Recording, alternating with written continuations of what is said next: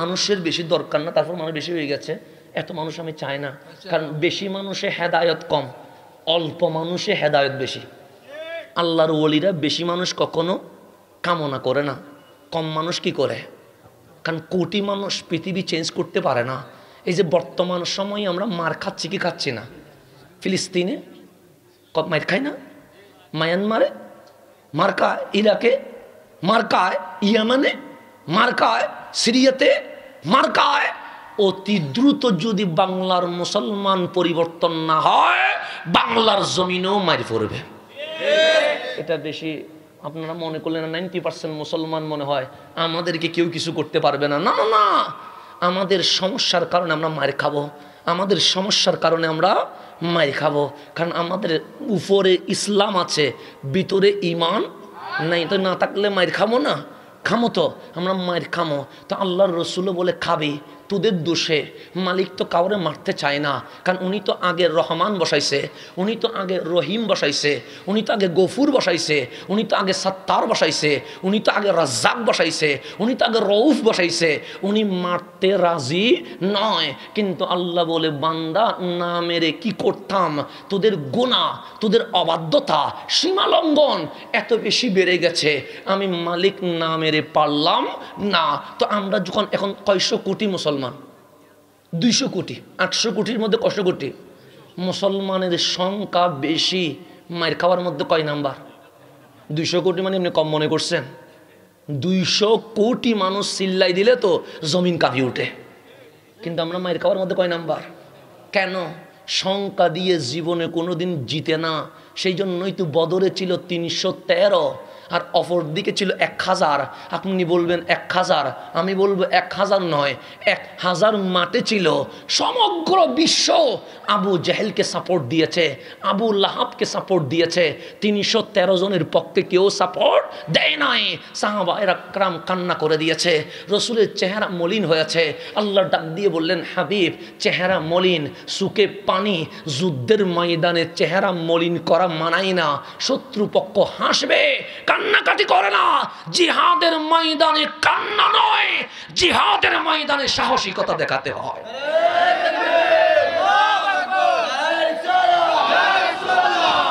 জিহাদের ময়দানে কি দেখাইতে হয়? কান্না নয়, সাহসিকতা। তো রসুল কান্না করে দিয়ে বলছে, মালিক সাহসিকতা দেখাবো কেমনে? 313 জন সাহাবী, হাতে তরবারি নাই, মুখে খাবার নাই, মাঠের মধ্যে বালি, আর ওইদিকে 1000 উট জবে করে ফ্রাই করে খাচ্ছে।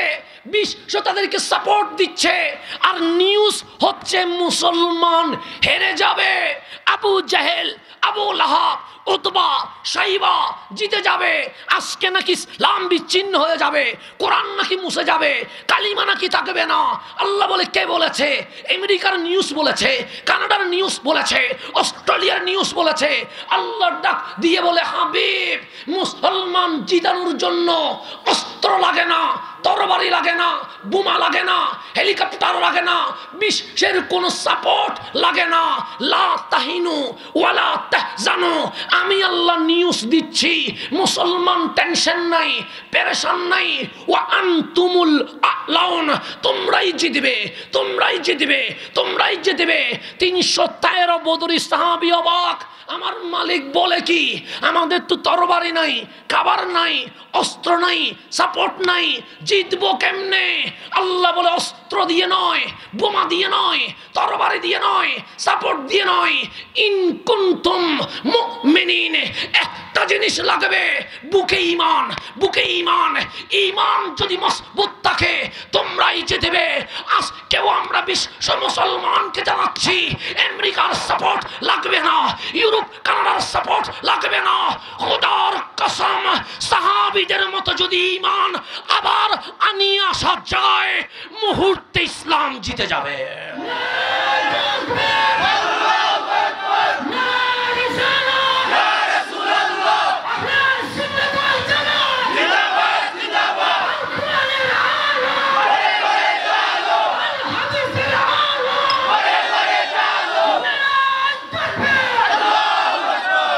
মুসলমান জিতার জন্য অস্ত্র লাগবে, তরবারি লাগবে, বোমা লাগবে, ইমান লাগবে, ইমান ইমান, এটাই মরে গেছে, এটা মরে গেছে, নষ্ট হয়ে গেছে।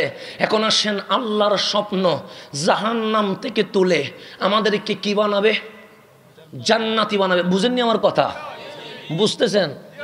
শুধু হাদিয়া দিলে তো হবে না, বুঝতেও তো হবে। হ্যাঁ, না সবগুলো বুঝাই নিয়ে আসি এবার। পরে শুধু হাদিয়া দিলে কি হবে? বুঝতেও হবে। শুধু টাকা নিয়ে গেলাম এটা দিয়ে তো হবে না।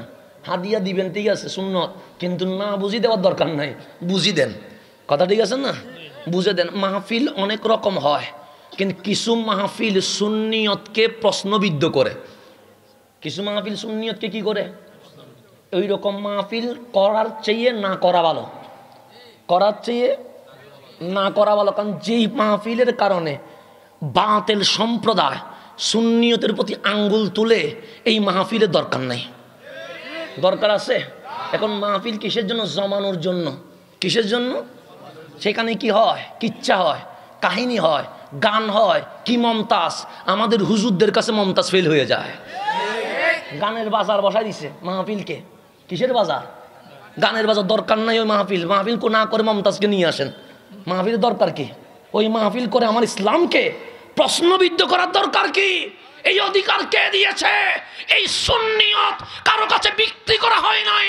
এই সুন্নিয়ত কামলিওয়ালার কদম থেকে এসেছে। এখানে দলিল ভিত্তিক কথা চলবে, কোরআন সুন্নাহ ভিত্তিক কথা চলবে। এখানে দলিলের বাইরে কোনো কথা বলার দরকার আছে? ওর নিয়ে এর নিয়ে কতক্ষণ এই কতক্ষণ সেই, 2.5 ঘন্টায় কোনো কোরআন সুন্নাহর কিছুই। এগুলো আবার জমেও বেশি বাংলাদেশে। তো এগুলো করার দরকার নাই। এই মাহফিল করার চেয়ে না করা ভালো। কেন? শিক্ষিত মহল নাস্তিক এমনি হচ্ছে না।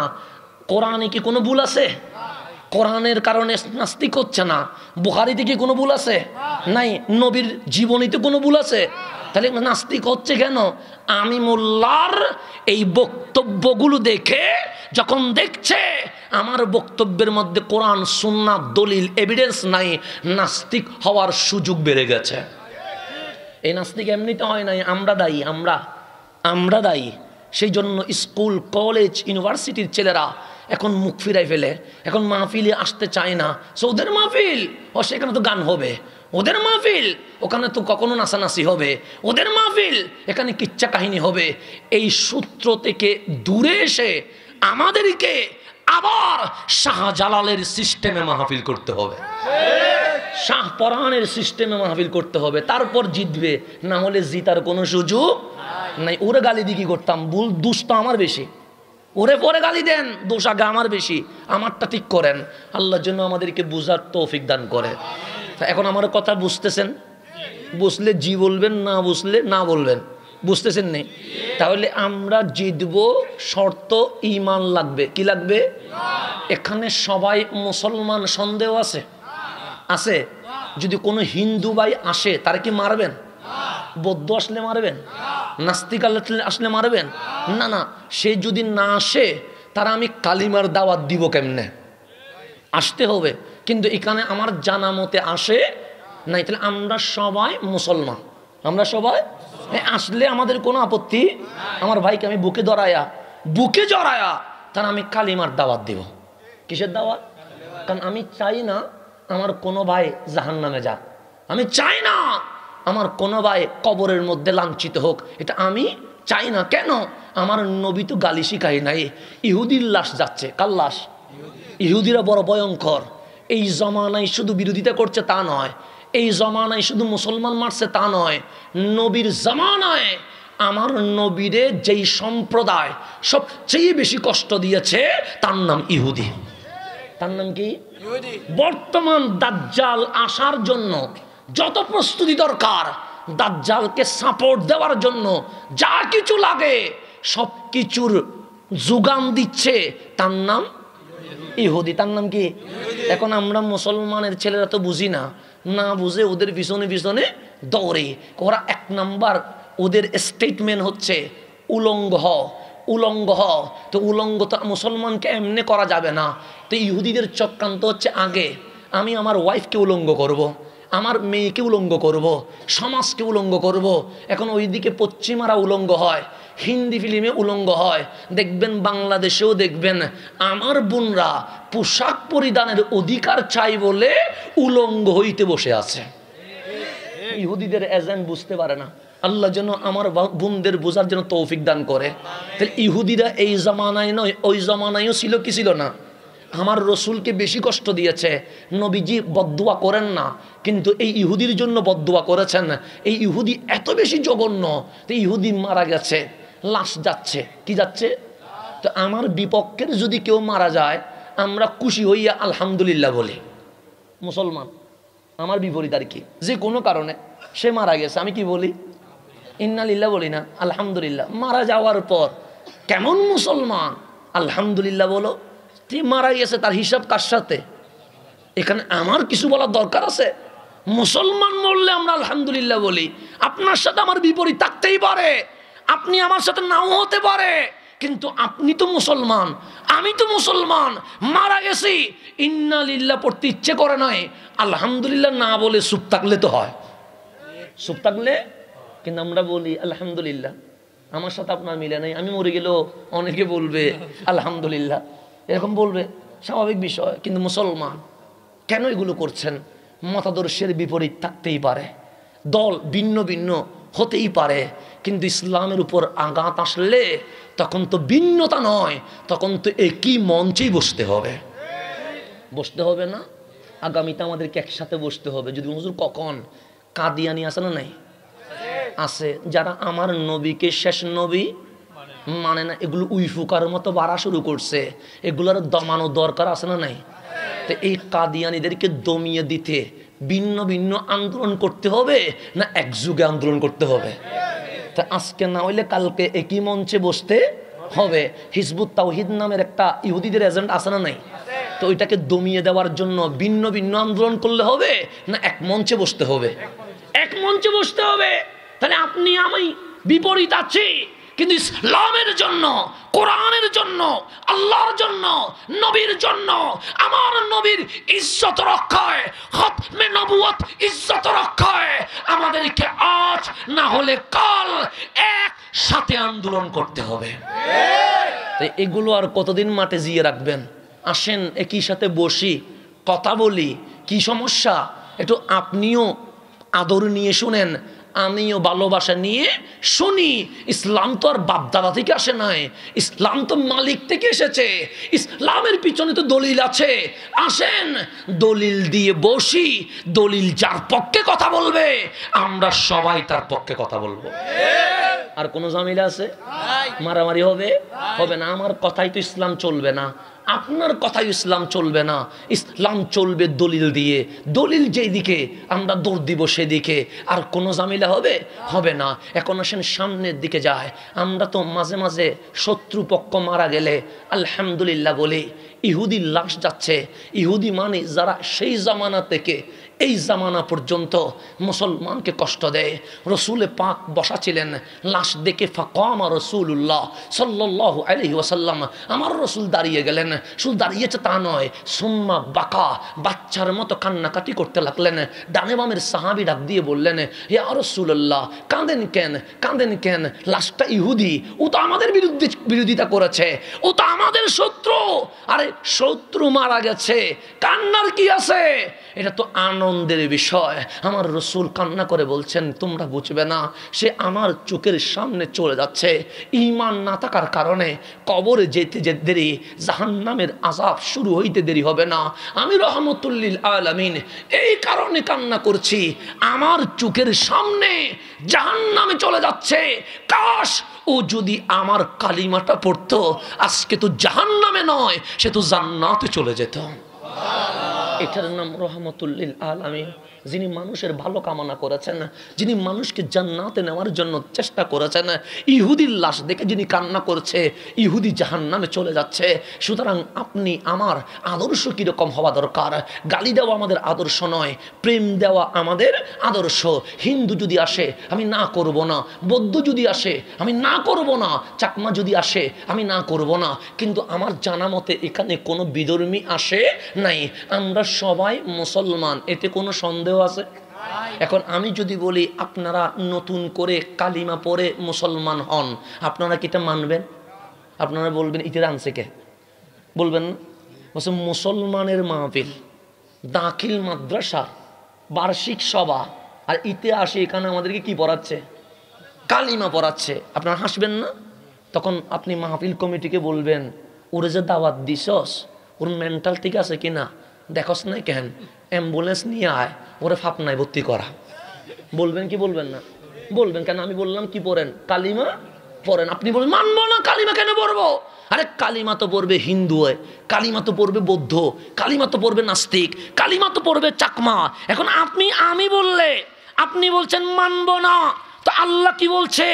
আল্লাহ বলছে ইয়া আইয়ুহাল্লাযীনা আমানু আমিনু বিল্লাহ, এই ইমানদার তোরা মুমিন হতে পারিস নাই, নতুন করে আল্লাহর উপর ঈমান আন। কে বলছে? এখানে আল্লাহর বলা দরকার ছিল, আপনি আল্লাহরে পরামর্শ দেন, আল্লাহর বলা দরকার ছিল ইয়া আইয়ুহান নাস, এই মানব জাতি, আমিনু বিল্লাহ ঈমান আন, অথবা ইয়া আইয়ুহাল কাফিরুন, এই কাফের আমিনু বিল্লাহ আল্লাহর উপর ঈমান আন। আল্লাহ ইয়া আইয়ুহাল কাফিরুনও বলে নাই, ইয়া আইয়ুহান নাসও বলে নাই।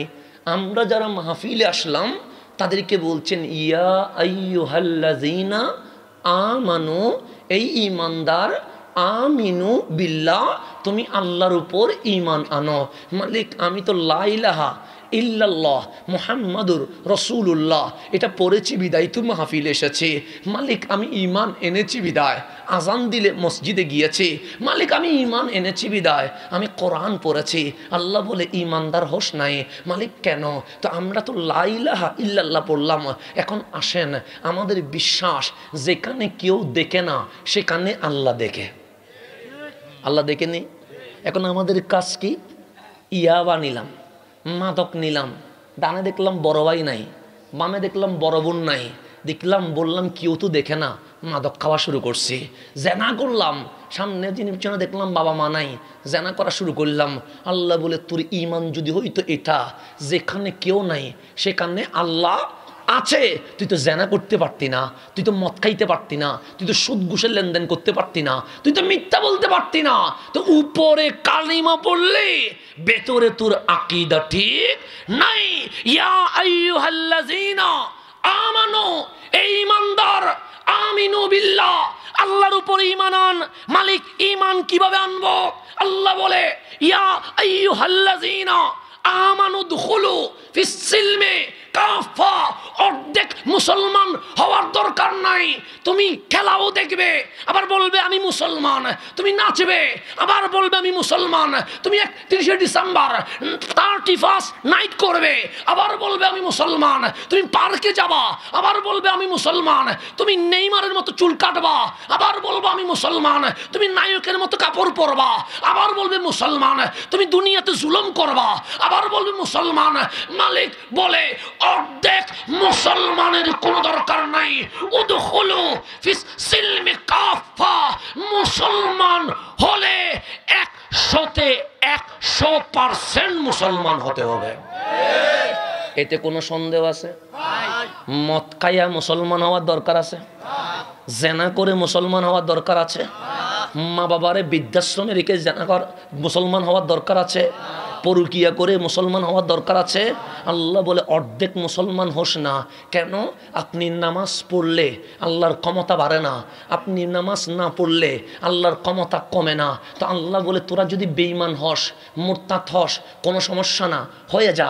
মালিক আমাদেরকে নিয়েই বলছে হয়ে যা, কোনো সমস্যা নাই। মালিক আমরা যদি মুরতাদ হই দুনিয়া চলবে কেমনে? আল্লাহ বলে এমন একটা কম বের করে আনবো, এমন একটা সম্প্রদায় বের করে আনবো যারা আমারে ভালোবাসে, আমি তাদেরকে ভালোবাসি। তাদের মধ্যে কোনো জেনা থাকবে না, বেবিচার থাকবে না, মাদক থাকবে না, অশ্লীলতা থাকবে না, জুলুম থাকবে না, অত্যাচার থাকবে না। আল্লাহ বলে 50% মুসলমান হওয়ার কোনো দরকার নাই। উদখুলু ফিস সিলমে কাফা, পরিপূর্ণ মুসলমান হতে হবে। এখন আপনাদের মধ্যে কারা কারা পরিপূর্ণ মুসলমান হতে চান? দুটো হাত তুলে আপনার মালিককে দেখায়া দেন। হবেন নি?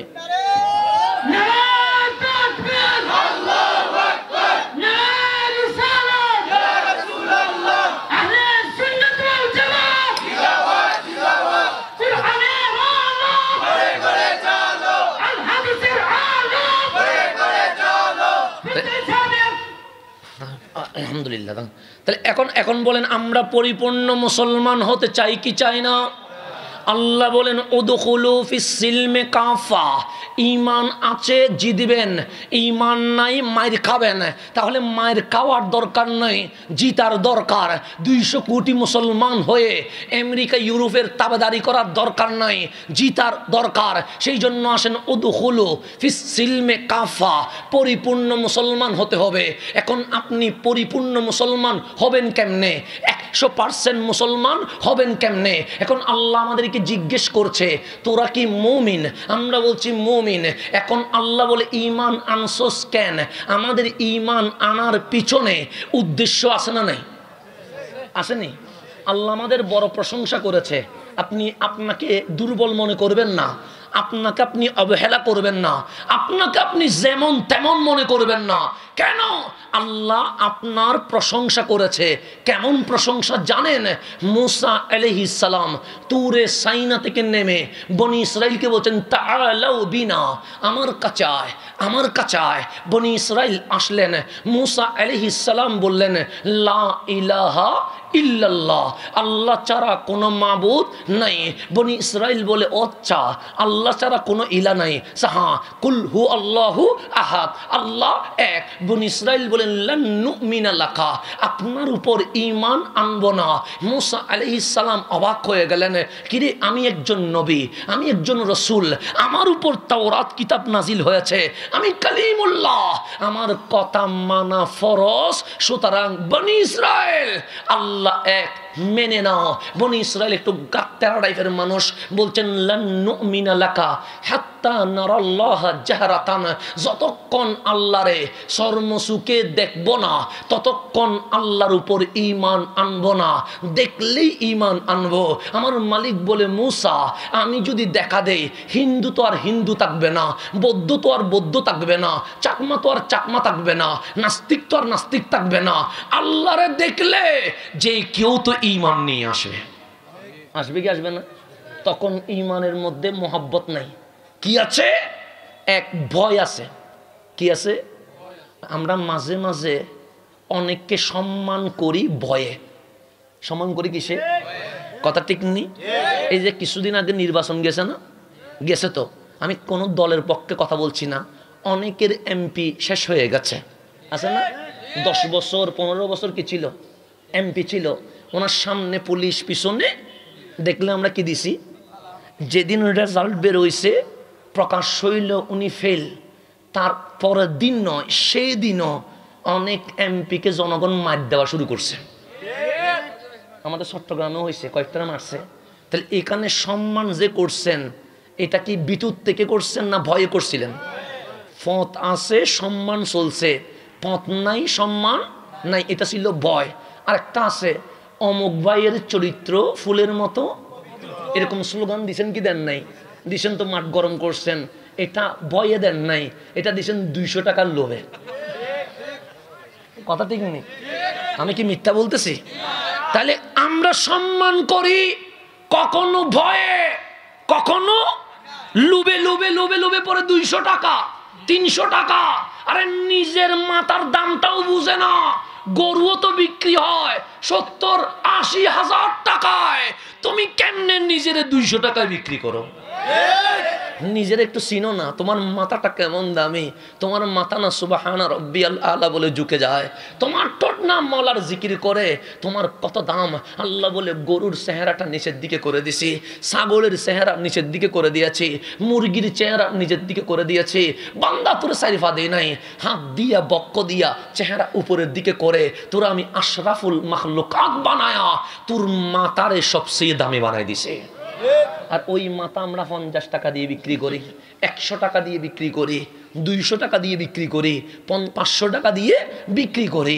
মানুষ এটা নিজেকে না চেনার কারণেই তো ধরে। আমার আল্লাহ আফসোস করছেন। কি আফসোস জানেন? আল্লাহ বলে, বান্দা তুই কার স্লোগান দিয়েছিস? বান্দা বলে, মালিক আমি নেতার পিছনে ঘুরছি। আল্লাহ বলে, নেতার স্বার্থ আদায় হলে তোরে নেতা চিনবে না, তুই কার পিছনে ঘুরছস? না, আমরা বলি মালিক আমরা খেলোয়াড়ের পিছনে ঘুরছি। কেউ তামিম ইকবালের স্লোগান দিয়েছি, কেউ সাকিব আল হাসানের স্লোগান দিছি। এরকম দিছি কি দেয় নাই? দিছি। আমাদের সাকিব আল হাসান নির্বাচনে দাঁড়াইছে, বক্তরা দৌড়ে গেছে নির্বাচনী প্রচার করার জন্য, স্লোগান দিতে দেরি আমার খেলোয়াড় ডান আর বাম মুখে টাস টাস করে 2টা দিয়ে দিছে। কথা দেখনি? হ্যাঁ, আল্লাহ বলে কার পিছনে ঘুরিস? তোরা তো তোর যিনি মূল উনি টাস টাস করে 2টা দিয়ে দিয়েছে। এরকম খেলোয়াড়ের পিছনে ঘুরি, খেলোয়াড় আমারে ডান গালে আর বাম গালে দেয়। নেতার পিছনে ঘুরি, নেতা আমারে চিনে না। নায়কের পিছনে ঘুরি, নায়ক আমারে নিয়ে কখনো ভাবে না। আল্লাহ বলে নায়কের দরজায় যাস না, খেলোয়াড়ের দরজায় যাস না, নেতার দরজায় যাস না, মালিক কার দরজায় যাও? আল্লাহ বলে ওয়াইলামু আন্না ফিকুম রাসূলুল্লাহ, শুনে রাখ আমি তোদেরকে কামলিওয়ালা রসুল দিয়েছি। ওই রসুল নিজেকে নিয়ে ভাবে না, পরিবার নিয়ে টেনশন করে না। ওই নবী হরদম উম্মত নিয়ে ভাবে। দরজায় যদি যাওয়ার দরকার হয় আমার নবীর দরজায় চলে আয়। এটা ঘোষণা করছে কে? আল্লাহ বলছেন নবীর দরজায় চলে আসো। এটাই হচ্ছে নবীর উম্মত হয়ে যাও, ইসলামকে মেনে নাও। এটাই আল্লাহর মেসেজ। এখন একটু গভীরভাবে খেয়াল করবেন। আল্লাহ বলেন মুসা আলাইহিস সালামের উম্মত বলেছেন লান নুমিনা লাকা হাত্তা নারাল্লাহ জাহরাতান, যতক্ষণ আল্লাহ সুকে দেখবো না ততক্ষণ ঈমান আনবো না। আল্লাহ বলে এরকম ঈমানের কোনো দরকার নাই, কারণ আমি দেখা দিলে হিন্দুও ভয়ে ঈমান আনবে, কেউ লুবে ভরে ঈমান আনবে। আল্লাহ বলে লুবে আর ভয়ে ঈমান আনার দরকার নাই। মালিক ঈমান কারে কয়? আল্লাহ বলে আমার হাবিবের উম্মতের দিকে তাকা, হাবিবের উম্মতের দিকে তাকা। হাবিবের উম্মত গুলো কেমন? আল্লাহ বলে আল্লাযীনা ইউমিনুনা বিল গায়ব, বিল গায়ব, ওরা আমার দেখে নাই, না দেখে ঈমান আনছে। তো যেখানে দেখে নাই সেখানে ভয় নাই, যেখানে দেখে নাই সেখানে লুপ নাই। আল্লাহ আমাদের প্রশংসা করে বলছে হাবিবের উম্মত আল্লাহকে মেনে নিয়েছে, ভয়ে নয়, লুবে নয়, নিরেট নির্বেজাল ভালোবাসা দিয়ে।